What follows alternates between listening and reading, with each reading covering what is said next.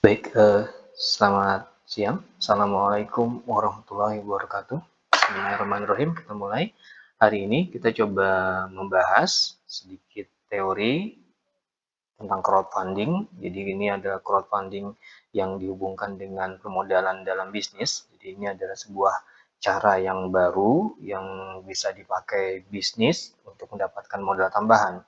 Jadi ini sekali lagi hanya sebuah konsep baru yang ditawarkan dan di Indonesia ini masih belum banyak yang menggunakan, banyak juga yang belum tahu, tapi akan lebih bagus kalau misalnya ini disosialisasikan kepada kita semua, gitu ya. Sebenarnya banyak yang tahu bahwa yang namanya crowdfunding itu adalah sebuah cara di mana kita mengumpulkan dana dan biasanya dipakai untuk kegiatan sosial seperti sumbangan untuk bencana alam atau sumbangan dari orang yang kebetulan sedang kebutuhan uang seperti butuh uang untuk operasi dan seterusnya. Tapi sebenarnya kita ngomong definisi dulu. Crowdfunding adalah metode penggalangan dana yang melibatkan sejumlah besar orang untuk memberikan dana kecil secara kolektif, biasanya melalui platform online. Dan biasanya sekali lagi crowdfunding ditemukan untuk kegiatan sosial atau kegiatan amal. Jadi sekali lagi crowdfunding adalah mengumpulkan orang-orang yang punya minat yang sama, gitu ya, banyak orang yang dengan minat yang sama, dan mereka urunan, mereka patungan dari dana mereka yang kecil-kecil itu untuk kegiatan tertentu, gitu ya. Kalau ini ada kegiatan amal biasanya, tapi karena kita ngomongin bukan dari sudut pandang sosial atau amal, kita ngomong dari sudut pandang bisnis. Cuma pertanyaannya, apakah bisa crowdfunding dipakai untuk menggalang dana gitu ya, modal untuk bisnis? Karena biasanya dipakai untuk kegiatan sosial. Jawabannya bisa. Sekali lagi ini mengacu kepada pengertian yang tadi, mengumpulkan orang dengan minat yang sama, mengumpulkan orang dengan keinginan yang sama atau tujuan yang sama. Tujuannya adalah untuk tadi patungan gitu. Patungannya kan ini kan kebetulan memang banyaknya di bidang sosial, tapi bukan berarti di bidang bisnis nggak bisa. Jadi pertanyaannya apakah bisa untuk bisnis? Jawabannya bisa. Jadi karena sekali lagi kita ngomongin dulu nih, gimana bisanya? Gini, yang namanya penggolongan dana ini, pengumpulan penggalangan dana ini sebenarnya tujuannya adalah untuk mengumpulkan dana tambahan atau membuat dana baru gitu ya, modal awal gitu ya untuk usaha-usaha yang mungkin golongan menengah atau kecil atau mungkin startup gitu ya yang punya ide bagus tapi nggak punya modal besar gitu sehingga ini membutuhkan dana yang bisa didapatkan dengan cara crowdfunding ini. Sekali lagi crowdfunding ini sebenarnya bukan cuma ngomongin masalah biaya untuk amal aja, tapi karena bisa juga untuk bisnis karena sebenarnya jenis crowdfunding itu ada beberapa gitu ya. Yang pertama crowdfunding yang disebut sebagai crowdfunding equity atau equity crowdfunding. Di sini adalah investor memberikan dana dengan imbalan saham atau kepemilikan dalam perusahaan. Jadi ini modelnya kayak jual saham gitu. Namanya equity crowdfunding. Tapi kalau yang kita kenal dengan Bursa Efek Indonesia itu yang dilakukan oleh pemerintah. Tapi kalau ini dengan bantuan platform online gitu ya, perusahaan memberikan tawaran kepada orang-orang yang mempunyai minat yang sama untuk mengembangkan produknya gitu ya, atau perusahaannya dengan cara mereka memberikan imbalan dalam bentuk saham gitu ya. Jadi dalam seperti ini yang menggunakan atau konsumen atau crowd-nya yang menggunakan equity crowdfunding ini secara otomatis menjadi pemilik dari si perusahaan startup kayak atau UMKM kayak jadi seperti itu. Jadi menjual kepemilikan gitu ya. Crowdfunding yang pertama adalah equity, di sini adalah dengan imbalannya adalah saham atau kepemilikan. Lalu yang kedua ada reward based crowdfunding, di sini pendukung atau pemberi dana gitu ya mendapatkan imbalan itu berupa produk atau layanan yang diluncurkan. Jadi mendapatkan manfaatnya gitu ya. Manfaat dari produk yang dijual atau layanan yang dijual, entah itu pada saat awal atau mungkin nanti pas saat sudah berjalannya. Mungkin seperti model kayak keanggotaan eksklusif dan seterusnya, seperti itu. Ini yang kedua, reward based crowdfunding. Jadi mereka tidak mendapatkan uang tapi berupa layanan gitu ya atau berupa produk gitu gitu ya. Jadi ini yang kedua adalah reward based crowdfunding. Lalu berikutnya yang ketiga adalah jenisnya adalah debt crowdfunding atau peer to peer lending. Ini ada jenisnya seperti pinjaman, beda dengan yang tadi, yang pertama gitu ya, ini kan dalam bentuk saham, tapi ini dalam bentuk pinjaman. Kalau saham berarti mereka yang beli atau mereka yang urunan dananya menjadi pemilik, tapi kalau di sini dana yang diberikan dikategorikan atau dimasukkan ke dalam jenis pinjaman, sehingga akhirnya nanti akan ada biaya pengembaliannya gitu ya, ada bunganya, ada manfaat yang diberikan kepada orang yang telah memberikan menyumbangkan uang atau patungan uang tersebut. Hingga akhirnya sekali ini bisa dipakai sebagai alternatif untuk mendapatkan keuntungan. Jadi ini seperti kalau kita minjem uang ke bank gitu loh.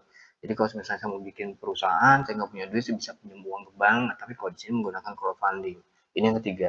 Lalu yang keempat adalah donation based crowdfunding. Nah ini yang kita kenal pada umumnya nih. Jadi orang dikumpulin dananya gitu untuk kegiatan amal seperti ada gempa bumi atau ada kebanjiran dan seterusnya. Nah ini yang sering kita pakai. Yang mungkin kita sering temuin di kita bisa atau apalah namanya ke platformnya gitu ya. Tapi yang jelas sebenarnya bukan cuma ini aja, tapi ada tiga lainnya gitu ya. Ada debt crowdfunding, ada equity crowdfunding, ada reward based crowdfunding. Jadi selain yang donation based crowdfunding ada tiga lainnya. Jadi ini menjawab pertanyaan apakah bisa dipakai untuk bisnis, jawabannya bisa.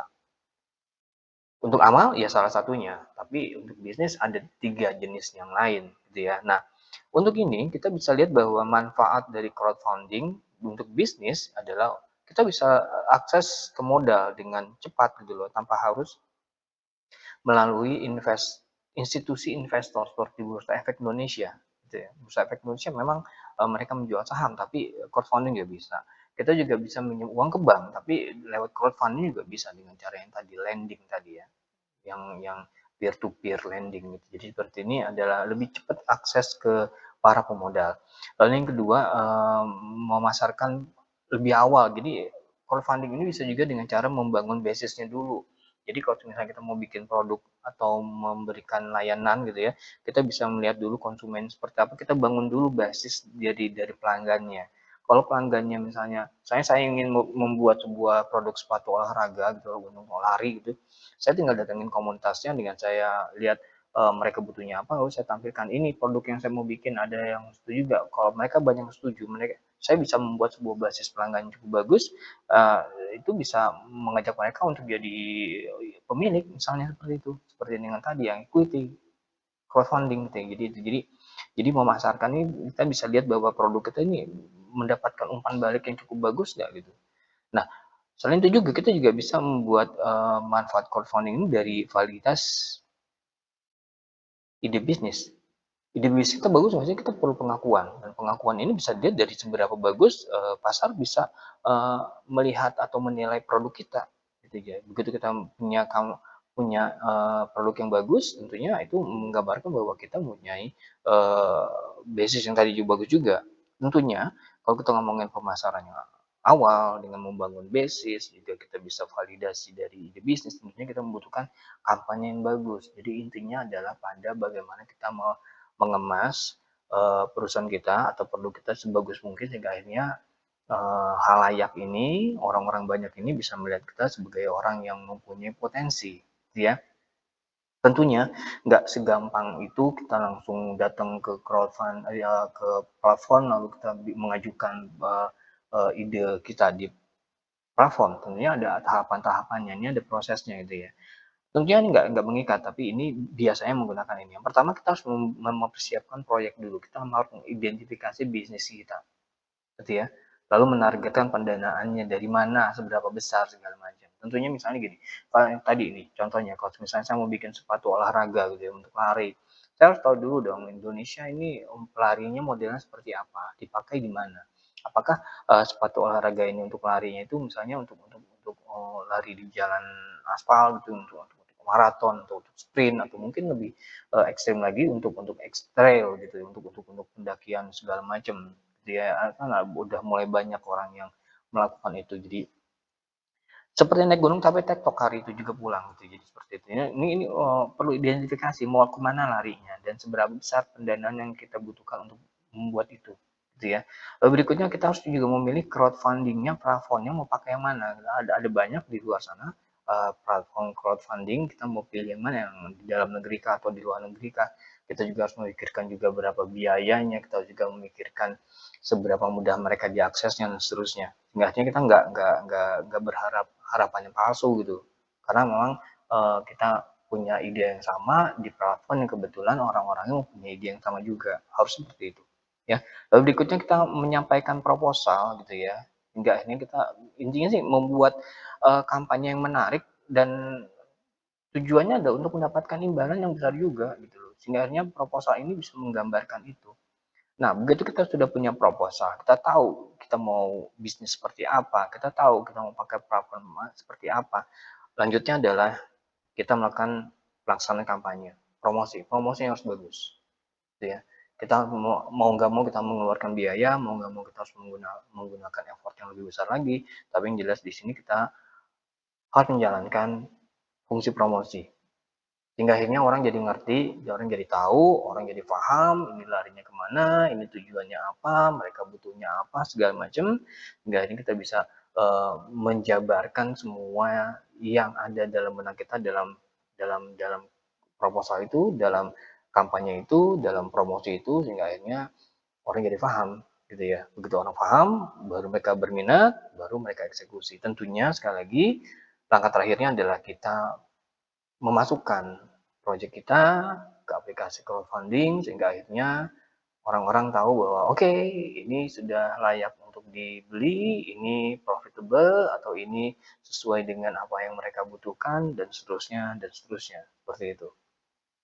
Tentunya dari tadi yang saya sampaikan ada beberapa hal yang harus diperhatikan gitu ya. Selain kita ngomongin yang namanya projectnya harus bagus, produknya atau layanannya harus bagus, yang kita perhatikan adalah bagaimana platformnya.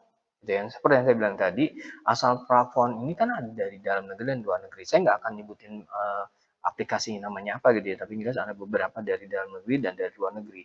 Tentunya itu juga nanti mempengaruhi siapa aja yang ada di situ, gitu ya. Siapa yang jadi orang yang patungan, gitu ya. Kalau misalnya kita pakai platform dalam negeri, berarti kemungkinan besar ada orang dalam negeri. Tapi kalau misalnya kita pakai platform yang dari luar negeri atau internasional, berarti jaringannya lebih besar juga.